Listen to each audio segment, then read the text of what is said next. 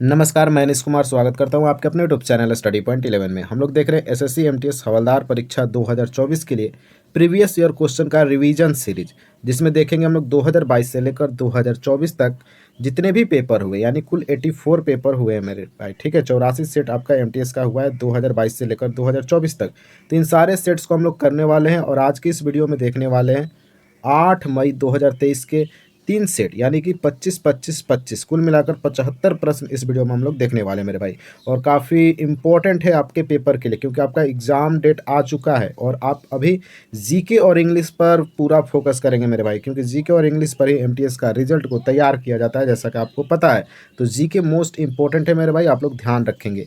तो चलिए देखा जाए पहला प्रश्न। अगर आपने अभी तक चैनल को सब्सक्राइब ही नहीं किया तो चैनल को सब्सक्राइब कर सकते हैं और बेल आइकन को जरूर प्रेस कर लीजिएगा, क्योंकि जब भी मैं वीडियो अपलोड करूं आपको फटाफट नोटिफिकेशन आपके स्क्रीन पे चला जाए। चलिए देखा जाए पहला प्रश्न क्या पूछा गया। भारत में जनसंख्या की गणना सामान्यतः कितने वर्षों के बाद की जाती है? तो 10 वर्ष पर भारत में सामान्यतः जनगणना की जाती है। नेक्स्ट है, भारतीय संविधान का कौन सा अनुच्छेद राष्ट्रपति द्वारा शपथ या प्रतिज्ञान की बात करता है? अनुच्छेद 60 आपका राइट आंसर होने वाला है, जिसमें राष्ट्रपति द्वारा शपथ या प्रतिज्ञान की बात करता है आर्टिकल 60। नेक्स्ट है, रानी की वाव, रानी की बावड़ी किस नदी के तट पर स्थित है? तो सरस्वती नदी के तट पर स्थित है रानी की वाव, याद रखेंगे। नेक्स्ट है, अंडमान द्वीप समूह और निकोबार द्वीप समूह को एक दूसरे से अलग करने वाले जल निकाय को क्या कहा जाता है? तो अंडमान द्वीप समूह और निकोबार द्वीप समूह को अलग करने वाले जल निकाय को 10 डिग्री जल संधि बोला जाता है, 10 डिग्री चैनल, याद रखेंगे। नेक्स्ट है, महाद्वीपीय संहति मुख्य रूप से एवं जैसे खनिजों से बनी है? तो सिलिका और एल्यूमिना इसका राइट आंसर होने वाला है। महाद्वीपीय संहति मुख्य रूप से सिलिका एवं एल्यूमिना जैसे खनिजों से बनी है। नेक्स्ट है, I2U2 पहल को किसके नाम से जाना जाता है? तो पश्चिम एशियाई क्वाड, याद रखेंगे। I2U2 पहल को पश्चिम एशियाई क्वाड के नाम से भी जाना जाता है। नेक्स्ट है, नौरेह एक चंद्र नववर्ष है जो निम्नलिखित में से किस राज्य केंद्र शासित प्रदेश में मनाया जाता है? तो नौरेह मनाया जाता है जम्मू और कश्मीर, हमारा राइट आंसर होने वाला है। नौरेह त्यौहार जो है नववर्ष के रूप में मनाया जाता है तो जम्मू कश्मीर में। नेक्स्ट है, नवंबर 2022 में प्रधानमंत्री राष्ट्रीय शिक्षुता मेला आयोजित किया गया था। तो कुल मिलाकर 199 जिलों में प्रधानमंत्री राष्ट्रीय शिक्षुता मेला 2022 में आयोजित किया गया था, 199 जिला में। ठीक है, नेक्स्ट, भारतीय संविधान की 8वीं अनुसूची के अनुसार भारत में कितनी आधिकारिक भाषाएं हैं? तो कुल मिलाकर कुल 22 भाषाएं हैं। भारतीय अनुसूची, भारत के जो संविधान 8 है उसके अनुसूची में कुल मिलाकर 22 भाषाएं हैं। ठीक है, नेक्स्ट है, रोजर फेडरर किस खेल के लिए प्रसिद्ध खिलाड़ी हैं? तो लॉन टेनिस इसका राइट आंसर होने वाला है। रोजर फेडरर लॉन टेनिस खेल से प्रसिद्ध खिलाड़ी हैं। नेक्स्ट है, वर्ष 1835 के अंग्रेजों के शिक्षा अधिनियम के परिणाम स्वरूप कौन से भाषा का शिक्षा का माध्यम बनाया गया? तो देखो मेरे भाई, अंग्रेजी को उच्च शिक्षा का माध्यम बनाया गया था, याद रखिएगा। तो 1835 के अंग्रेजों के शिक्षा अधिनियम के परिणाम स्वरूप अंग्रेजी को उच्च शिक्षा का माध्यम बनाया गया था। नेक्स्ट है, 18वीं शताब्दी की शुरुआत में राजपूत शासक सवाई राजा जयसिंह ने अपनी नई राजनीति की स्थापना की थी। तो जयपुर इसका राइट आंसर होने वाला है। 18वीं शताब्दी की शुरुआत में राजपूत शासक सवाई राजा जयसिंह ने जयपुर में अपनी नई राजधानी की स्थापना की थी। नेक्स्ट है, राउत नाचा भारत के किस राज्य का प्रसिद्ध लोक नृत्य है? तो छत्तीसगढ़ का लोक नृत्य हो जाएगा राउत नाचा। नेक्स्ट है, तत्बोधनी सभा की स्थापना देवेंद्र नाथ टैगोर ने किस वर्ष में की थी? तो राइट आंसर होगा 1839 में। तत्बोधनी सभा की स्थापना देवेंद्र नाथ टैगोर के द्वारा 1839 में किया गया। नेक्स्ट है, निम्नलिखित में से कौन राष्ट्रपति के निर्वाचन में भाग नहीं लेगा? तो इसका राइट आंसर होगा ऑप्शन नंबर 4। राज्य विधान परिषद के निर्वाचित सदस्य जो होते हैं वो राष्ट्रपति के निर्वाचन में भाग नहीं लेते।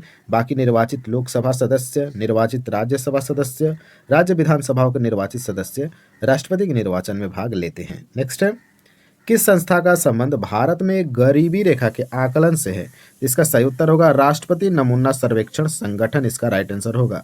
भारत में गरीबी रेखा के आकलन से संबंधित है राष्ट्रीय नमूना सर्वेक्षण संगठन। नेक्स्ट है, कोशिका के अंगक के किस घटक का मुख्य कार्य द्रव्य को संवेष्टित कर अंतर कोशिकीय लक्ष्य तक पहुंचाना या कोशिका के बाहर श्रवण करना है? तो इसका राइट आंसर होगा गोल्जी काय। गोल्जी काय जो है एक कोशिका अंगक है मेरे भाई। मुख्य कार्य इसका द्रव्य को संवेष्टित कर अंतर कोशिकीय लक्ष्य तक पहुंचाना या कोशिका के बाहर श्रवण करना, ये गोल्जी काय का कार्य है। नेक्स्ट है, वर्ष 2011 की जनगणना के अनुसार भारत का दूसरा सबसे बड़ा धार्मिक अल्पसंख्यक समाज कौन सा है? तो इसका सही उत्तर हो जाएगा ईसाई मेरे भाई। भारत का दूसरा सबसे बड़ा धार्मिक अल्पसंख्यक समाज कौन है? ईसाई है। नेक्स्ट है, निम्नलिखित में से किस पल्लव शासक के शासन काल में हिंसांग ने पल्लव की राजधानी कांची का भ्रमण किया था? तो हिंसांग भ्रमण किया था नरसिंह वर्मन प्रथम के शासनकाल में, जो कि एक पल्लव शासक है। नेक्स्ट है, प्रसिद्ध भारतीय संगीतकार उस्ताद अलाउद्दीन खान का संबंध निम्न में से किस वाद्य यंत्र से है? तो सरोद से संबंध रखते हैं अलाउद्दीन खान, याद रखना है। नेक्स्ट है, केंद्रक एवं कोशिका झिल्ली के मध्य एक जेली के समान मौजूद पदार्थ को क्या कहते हैं? इसको बोला जाता है कोशिका द्रव्य के नाम से, आप लोग याद रखेंगे। ठीक है, तो केंद्रक एवं कोशिका झिल्ली के मध्य एक जेली के समान मौजूद पदार्थ को क्या कहते हैं? कोशिका द्रव्य कहते हैं। नेक्स्ट है, भारतीय क्रिकेट कंट्रोल बोर्ड, जिसको बीसीसीआई के नाम से जानते हैं, की स्थापना किस सन में हुई थी? तो 1928 राइट आंसर होने वाला है इस प्रश्न का।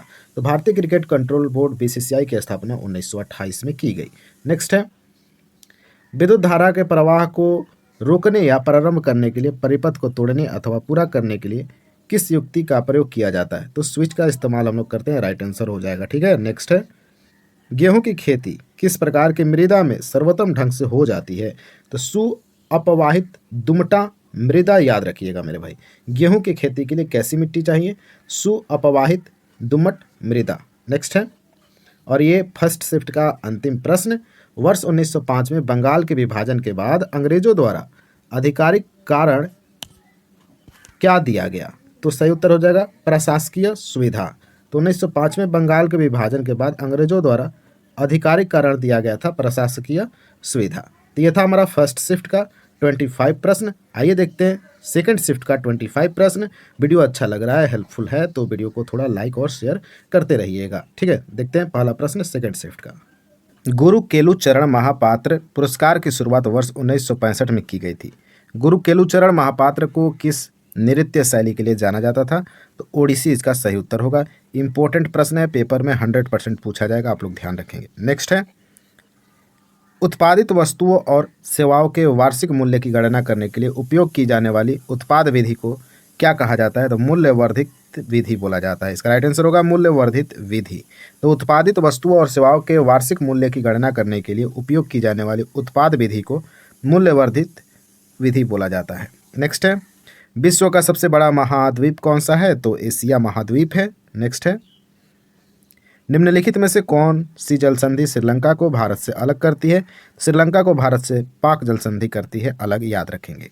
नेक्स्ट है, सातवाहन का सबसे महत्वपूर्ण शासक कौन था? तो गौतमीपुत्र सातकर्णी इसका राइट आंसर होगा। सातवाहन वंश का सबसे महत्वपूर्ण शासक गौतमीपुत्र श्री सातकर्णी हो जाएंगे। नेक्स्ट है, भारतीय संविधान का कौन सा अनुच्छेद अपने धर्म विषयक कार्यों का प्रबंध करने की स्वतंत्रता प्रदान करता है? तो अनुच्छेद 26 इसका सही उत्तर होगा, जो अपने धर्म विषयक कार्यों का प्रबंध करने की स्वतंत्रता प्रदान हमें करता है। नेक्स्ट है, निम्नलिखित में से किस नदी का उद्गम महाराष्ट्र में होता है? तो गोदावरी नदी का उद्गम महाराष्ट्र में होता है, याद रखेंगे। गोदावरी का उद्गम कहाँ है? तो महाराष्ट्र है। नेक्स्ट है, निम्नलिखित में से किसे सेरीकल्चर कहा जाता है? तो रेशम के कीटों का वाणिज्यिक जो पालन होता है, इसको सेरीकल्चर के नाम से जाना जाता है। नेक्स्ट है, निम्नलिखित में से कौन सा एक कृत्रिम मधुरक है? कृत्रिम मधुरक आर्टिफिशियल स्वीटनर, तो सैक्रिन इसका राइट आंसर होने वाला है। तो सैक्रिन जो है कृत्रिम मधुरक है, याद रखेंगे। नेक्स्ट है, भगत सिंह और बीके दत्त ने को केंद्रीय विधान परिषद में बम फेंका था। तो दोनों मिलकर बम फेंके थे, भगत सिंह और बीके दत्त ने। कब? 8 अप्रैल 1929 को। 8 अप्रैल 1929 को केंद्रीय विधान परिषद में बम इनके द्वारा फेंका गया था। नेक्स्ट है, 2011 की जनगणना के अनुसार निम्न में से किस राज्य का लिंगानुपात सबसे कम है? तो हरियाणा इसका राइट आंसर होने वाला है। लिंगानुपात सबसे कम कहाँ है? तो हरियाणा का है। नेक्स्ट है, एक फुटबॉल टीम में कितने खिलाड़ी मैदान पर होते हैं? तो 11 हो जाएंगे इसके राइट आंसर, यानी 11 प्लेयर होते हैं प्रत्येक टीम में। 11 प्लेयर की 2 टीमों के द्वारा फुटबॉल के मैच खेला जाता है। नेक्स्ट है, मानव शरीर में निम्नलिखित में से कौन सा अंग निमोनिया रोग से सबसे अधिक प्रभावित होता है? इंपॉर्टेंट प्रश्न है, बार बार पेपर में देखने को मिलता है। तो हो जाएगा फेफड़ा। निमोनिया जो है फेफड़े को प्रभावित करता है। नेक्स्ट है, भारत के संविधान की व्याख्या करने की शक्ति किसके पास है? तो भारत की संविधान की व्याख्या करने की शक्ति सर्वोच्च न्यायालय और उच्च न्यायालय दोनों न्यायालयों के पास है, यानी सर्वोच्च न्यायालय और उच्च न्यायालय इसका सही उत्तर होगा, जो कि भारत के संविधान की व्याख्या करने की इसके पास शक्ति दी गई है। नेक्स्ट है, निम्नलिखित में से किसे नृत्य शैली का संबंध राजस्थान से है? तो इसका सही उत्तर होगा कालबेलिया। कालबेलिया नृत्य जो है राजस्थान का है, याद रखेंगे। नेक्स्ट है, 2022 तक किस भारतीय संगीतकार के पास सबसे अधिक ऑस्कर पुरस्कार है? AR रहमान, आप लोग याद रखेंगे, मोस्ट इंपॉर्टेंट पर्सन है आपके पेपर के लिए। तो भारतीय संगीतकार के पास सबसे अधिक ऑस्कर पुरस्कार है AR रहमान के पास। नेक्स्ट है, निम्नलिखित में से कौन सा पदार्थ विद्युत का सुचालक है? तो चांदी इसका सही उत्तर होगा, बहुत ज़्यादा सुचालक है, यानी कि नंबर 1 पे आता है चांदी। ठीक है, नेक्स्ट प्रश्न देखते हैं। अंबुबाची मेला कहाँ आयोजित किया जाता है? तो गुवाहाटी असम में। अंबुबाची मेला का आयोजन गुवाहाटी के असम के गुवाहाटी में किया जाता है, याद रखेंगे। नेक्स्ट है, फ्रीडम इन एक्साइल की आत्मकथा किताब है? तो दलाई लामा की किताब है फ्रीडम इन एक्साइल, याद रखेंगे, freedom in exile Dalai Lama. Next है, चंगेज खान के नेतृत्व में मंगोलों ने कब उत्तर पूर्वी ईरान में ट्रांस ऑक्सियाना पर हमला किया था? तो 1219 इसका राइट आंसर होगा। चंगेज खान के नेतृत्व में मंगोलों के द्वारा 1299 में 1219 माफ़ कीजिएगा 1219 में उत्तर पूर्वी ईरान में ट्रांस ऑक्सियाना पर हमला किया गया। ठीक है, नेक्स्ट है, किस प्रसिद्ध भारतीय खिलाड़ी को कैप्टन कूल के नाम से जाना जाता? तो महेंद्र सिंह धोनी आपका राइट आंसर होगा। हिटमैन तो रोहित शर्मा, याद रखेंगे। नेक्स्ट है, भारत में सन में सती प्रथा पर प्रतिबंध लगा दिया गया था कब? तो 1829, याद रख लीजिए, 1829 में सती प्रथा पर प्रतिबंध लगा दिया गया था। ठीक है, नेक्स्ट है, स्टैंड अप इंडिया योजना का उद्देश्य भारत के किस समुदाय को उद्यमिता में समर्थन करना है? तो इसका सही उत्तर होगा अनुसूचित जाति। तो स्टैंड अप योजना किसके लिए आया? तो अनुसूचित जाति के लिए आया था, याद रखेंगे। नेक्स्ट है, सन 1568 में चित्तौड़ पर अकबर का कब्जा होने के बाद किसने उदयपुर की स्थापना की? तो उदयपुर की स्थापना राणा उदय सिंह के द्वारा किया गया। कब? तो 1568 में चित्तौड़ पर अकबर का जब कब्जा हुआ उसके बाद राणा उदय सिंह के द्वारा उदयपुर की स्थापना की गई। नेक्स्ट है, और ये हमारा सेकंड शिफ्ट का अंतिम प्रश्न है। इसके बाद हम लोग थर्ड शिफ्ट के प्रश्न देखना शुरू करेंगे। राज्यसभा का सदस्य बनने के लिए एक भारतीय नागरिक की न्यूनतम आयु कितनी होनी चाहिए? तो राज्यसभा का सदस्य बनने के लिए कुल मिलाकर 30 वर्ष होना अनिवार्य है, 30 वर्ष या इससे अधिक। तो राइट आंसर होगा ऑप्शन नंबर 2। आइए देखते हैं थर्ड शिफ्ट के पहला प्रश्न। निम्नलिखित में से किसने 25 अक्टूबर 2022 तक पुरुष टेनिस एकल में सर्वाधिक ग्रैंड स्लैम टूर्नामेंट जीता? तो राफेल नडाल आपका सही उत्तर होने वाला है। तो 25 अक्टूबर 2022 तक पुरुष टेनिस एकल में सर्वाधिक ग्रैंड स्लैम टूर्नामेंट जीता है राफेल नडाल। नेक्स्ट है, निम्नलिखित में से किस नृत्य को एक हार्य के नाम से भी जाना जाता है, जिसमें एक नर्तक एक ही नृत्य प्रदर्शन में कई भूमिका निभाता है? क्या आप चाहते हैं कि इस प्रकार के प्रश्न का आपको प्रैक्टिस कराया जाए? चाहते हैं तो कमेंट बॉक्स में बताना मेरे भाई। ठीक है, अगर आपको लगता है कि नृत्य हुआ, वाद्य यंत्र हुआ, इन सारे टॉपिक का एक अलग तरीके का वीडियो जो पेपर में डायरेक्ट पूछा जाए वैसे तरीके से आपको कराया जाए तो आप कमेंट बॉक्स में जरूर बताना। ठीक है, देखो, तो इसका सही उत्तर होगा भरतनाट्यम, जिसको एक हार्य के नाम से जाना जाता है, जिसमें एक नर्तक एक ही नृत्य प्रदर्शन में कई भूमिका निभाता है। तो राइट आंसर होगा भरतनाट्यम। नेक्स्ट है, अंतर्राष्ट्रीय क्रिकेट परिषद ICC महिला विश्व कप 2022 की मेजबानी किसके द्वारा मार्च और अप्रैल 2022 में की गई? तो न्यूजीलैंड इसका सही उत्तर होगा। हालांकि यह प्रश्न पेपर में नहीं पूछा जाएगा। नेक्स्ट है, निम्नलिखित में से कौन सा शहर मुगलों का पहला नियोजित शहर था? फतेहपुर सीकरी आपका सही उत्तर होगा। मुगलों का पहला नियोजित शहर फतेहपुर सीकरी हो जाएगा। नेक्स्ट है, हिंदुस्तानी शास्त्रीय परंपरा में सबसे महान भारतीय गायकों में से एक भीमसेन जोशी कहाँ से थे? तो कर्नाटक से भीमसेन जोशी थे, याद रखना है। नेक्स्ट है, महात्मा गांधी ने अखिल भारतीय हरिजन सेवक संघ की स्थापना कब की थी? तो 1932 के द्वारा 1932 में अखिल भारतीय हरिजन सेवक संघ की स्थापना महात्मा गांधी के द्वारा किया गया था। नेक्स्ट है, निम्नलिखित में से कौन सा थैलोफाइटा का एक उदाहरण नहीं है? तो थैलोफाइटा का उदाहरण इसमें से मार्केंसिया नहीं है। स्पाइरोगैरा, कारा, क्लैडोफोरा जो है ये आपका थैलोफाइटा का उदाहरण है। नेक्स्ट है, खेतों में बीजों बोने वाला एक त्यौहार है, यह झारखंड में मनाया जाने वाला एक प्रमुख त्यौहार है। इसका सही उत्तर होगा रोहिणी। तो रोहिणी खेतों में बीज बोने वाला एक त्यौहार है, यह झारखंड में मनाया जाता है। नेक्स्ट है, लोकसभा का खाली स्थान वर्ष का एक निश्चित कार्यकाल होता है और राष्ट्रपति द्वारा इसे किसी भी समय भंग किया जा सकता है। तो सही उत्तर होगा 5 वर्ष का कार्यकाल होता है लोकसभा का और राष्ट्रपति के द्वारा इसको कभी भी भंग किया जा सकता है। ब्लैक बक राष्ट्रीय पार्क कालियार पार्क के नाम से जाना जाता है, कहाँ स्थित है? तो गुजरात में स्थित है। राइट आंसर होगा गुजरात। ब्लैक बक राष्ट्रीय पार्क कहाँ है? तो गुजरात में है, याद रखना, पेपर में पूछा लिया जाएगा।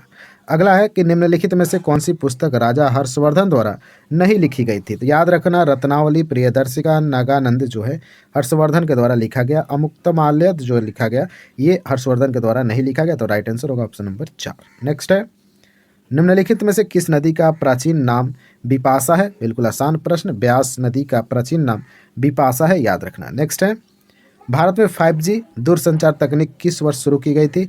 तो 2022 में 5G दूरसंचार तकनीक भारत में शुरू की गई थी। नेक्स्ट है, 2011 की जनगणना के अनुसार भारत के निम्नलिखित में से किस केंद्र शासित प्रदेश की जनसंख्या सबसे कम है? तो केंद्र शासित प्रदेश की सबसे जनसंख्या कम है वो है लक्षद्वीप है। लक्षद्वीप आपका राइट आंसर होने वाला है। नेक्स्ट है, किस प्रसिद्ध भारतीय कथक नर्तक को 1986 में भारत के दूसरे सर्वोच्च नागरिक पुरस्कार पद्म विभूषण से सम्मानित किया गया? तो यह है बिरजू महाराज। बिरजू महाराज को 1986 में भारत के दूसरा सर्वोच्च नागरिक पुरस्कार पद्म विभूषण से सम्मानित किया गया बिरजू महाराज को, जो कि कथक नर्तक हैं, याद रखना है। नेक्स्ट है, 2011 की जनगणना के अनुसार निम्न में से किस राज्य की साक्षरता दर सर्वाधिक है? तो यह है केरल आपका राइट आंसर। केरल का 2011 की जनगणना के अनुसार भारत राज्य की साक्षरता दर सबसे अधिक है, तो वह है केरल। नेक्स्ट है, गवर्नर जनरल लॉर्ड डलहौजी ने कहाँ की रियासत के बारे में कहा था कि ये गिलास फल का एक दिन हमारे ही मुंह में आकर गिरेगा? वाह, क्या शब्द बोला गया, किसके द्वारा? जनरल लॉर्ड डलहौजी के द्वारा, कि ये गिलास फल एक दिन हमारे ही मुंह में आकर गिरेगा। तो अवध की रियासत के बारे में बोला था कौन? डलहौजी। नेक्स्ट है, निम्नलिखित में से खिलजी वंश के संस्थापक कौन था? तो जलालुद्दीन फिरोज खिलजी राइट आंसर होने वाला है। खिलजी वंश का संस्थापक जलालुद्दीन फिरोज खिलजी। नेक्स्ट है, रविन्द्रनाथ टैगोर द्वारा लिखित गल्पपुच्छ का एक संग्रह है, तो लघु कथाओं का एक यह संग्रह है कौन? गल्प गुच्छ, याद रखना, रविन्द्रनाथ टैगोर के द्वारा लिखित गल्पगुच्छ जो है एक लघु कथाओं का संग्रह है, याद रखेंगे। नेक्स्ट है, प्राकृतिक रूप से पाया जाने वाला आवर्त सारणी का सबसे भारी तत्व क्या है जिसका परमाणु भार 238 है? तो यूरेनियम आपका राइट आंसर होगा, सबसे भारी तत्व है, याद रखिएगा। नेक्स्ट है, निम्नलिखित में से कौन सा भारत का पहला मानव अंतरिक्ष उड़ान कार्यक्रम है? तो गगनयान राइट आंसर होने वाला है। भारत का पहला मानव अंतरिक्ष उड़ान कार्यक्रम है गगनयान। नेक्स्ट है, दिल्ली उच्च न्यायालय की स्थापना कब की गई थी? तो 1966 में की गई थी। दिल्ली उच्च न्यायालय की स्थापना 1966 में की गई थी। अर्थशास्त्र का कौन सा नियम कहता है कि बुरी मुद्रा अच्छी मुद्रा को प्रचलन से निकाल बाहर करती है? Bad money drives out good money कौन बोलता है? तो किसके द्वारा बोला गया था? तो ग्रेसर का नियम, याद रखिएगा। ग्रेसम का नियम जो है अर्थशास्त्र का एक नियम है जो बताता है कि बुरी मुद्रा अच्छी मुद्रा को प्रचलन से निकाल कर बाहर करती है। आज का हमारा अंतिम प्रश्न यानी थर्ड शिफ्ट का यह रहा अंतिम प्रश्न। तो भारतीय संविधान में राज्य के नीति निर्देशक सिद्धांतों की विशेषता के संविधान से ली गई, तो राज्य के नीति निर्देशक सिद्धांत को लिया गया आयरलैंड से, तो राइट आंसर होगा आयरलैंड। तो आपको यह वीडियो कैसा लगा मेरा भाई? आप लोग ज़रा कमेंट बॉक्स में छापो और अपनी समस्याओं बताओ किस टॉपिक के वीडियो चाहिए। ये सीरीज रिवीजन सीरीज है इसलिए मैं डिटेल्स में नहीं जा रहा हूँ। अगर आपको इच्छा है कि आप डिटेल्स में देखो तो पहले से मैं ये सारे प्रश्न करा रखा हूँ डिटेल्स में, उसको आप लोग देख लीजिएगा। चलिए मिलते हैं अब नेक्स्ट वीडियो में, तब तक के लिए जय हिंद जय भारत।